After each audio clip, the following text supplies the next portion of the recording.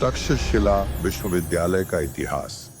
भारत के प्राचीन गौरव का प्रतीक तक्षशिला, जिसे आधुनिक काल में टैक्सिला के नाम से जाना जाता है, प्राचीन विश्व के सबसे प्रतिष्ठित शिक्षा केंद्रों में से एक था। यह स्थान वर्तमान पाकिस्तान के पंजाब प्रांत में स्थित है और भारतीय संस्कृति, शिक्षा और दर्शन का गौरवशाली प्रतीक था। यह प्राचीन काल का एक ऐसा केंद्र था जहां न केवल भारत बल्कि पूरे विश्व से विद्यार्थी ज्ञान अर्जित करने आते थे। आइए तक्षशिला का इतिहास जानने की कोशिश करते हैं। तक्षशिला का उल्लेख पौराणिक अभिलेख और साहित्य में मिलता है। यह गांधार राज्य का हिस्सा था, जो उस समय व्यापार, संस्कृति और शिक्षा का प्रमुख केंद्र था। तक्षशिला की स्थापना कब हुई, इसका कोई निश्चित प्रमाण नहीं है, लेकिन यह वैदिक काल से भी पहले का माना जाता है।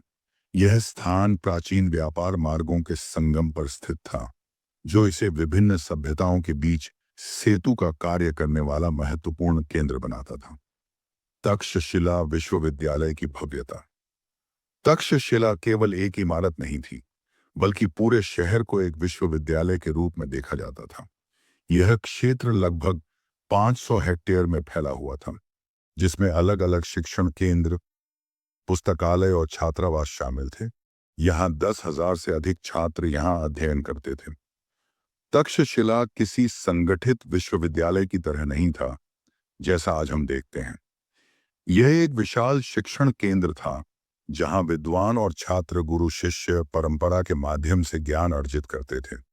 यह स्थान ज्ञान, धर्म, दर्शन और विज्ञान का केंद्र था। शिक्षा का स्वरूप और विषय यहाँ धर्म, राजनीति, युद्ध कला, खगोल शास्त्र, चिकित्सा और साहित्य की शिक्षा दी जाती थी। तक्षशिला में कोई विशेष आयु सीमा नहीं थी। विद्यार्थी अपनी रुचि और योग्यता के अनुसार शिक्षा प्राप्त करते थे।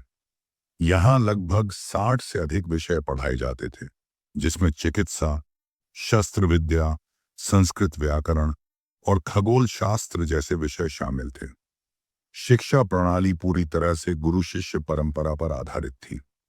तक्षशिला ने भारत और विश्व को महान विद्वान और शिक्षक दिए। विद्यार्थी और शिक्षक कहां-कहां से आते थे। तक्षशिला में भारत के हर कोने से विद्यार्थी आते थे।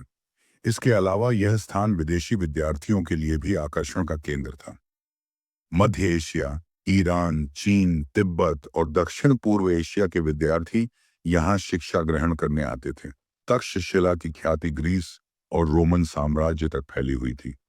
तक्षशिला का पतन और विनाश के बारे में। तक्षशिला अपने समय का अद्वितीय शिक्षा केंद्र था, लेकिन इसे कई राजनीतिक और सांस्कृतिक चुनौतियों का सामना करना पड़ा। गुप्त साम्राज्य के पतन के बाद यह क्षेत्र विदेशी आक्रमणों के लिए असुरक्षित हो गया। तक्षशिला पर पहला बड़ा आक्रमण सिकंदर ने किया। हालांकि सिकंदर ने इसे पूरी तरह नष्ट नहीं किया, लेकिन इस आक्रमण ने इसकी स्वायत्तता को कमजोर कर दिया। तक्षशिला पर कई आक्रमण हुए, लेकिन इसका सबसे बड़ा पतन 5वीं शताब्दी में हुआ।